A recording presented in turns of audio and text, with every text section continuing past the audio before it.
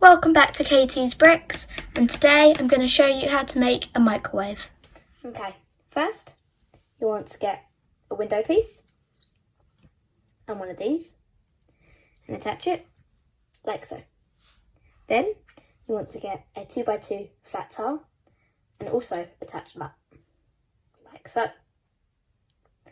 Next you want to get a brick which has studs on both sides and attach that just like so. Next, you want to get a plate with bar and attach that just like that. Next, you want to get a plate with clip and attach that like that. Next, you want to get a tile and attach that to the plate with clip. And finally, you'll want to get a printed tile and attach that to these studs here.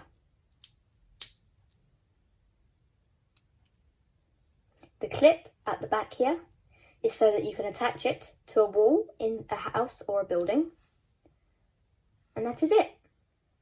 This is the finished version of your wall-mounted microwave.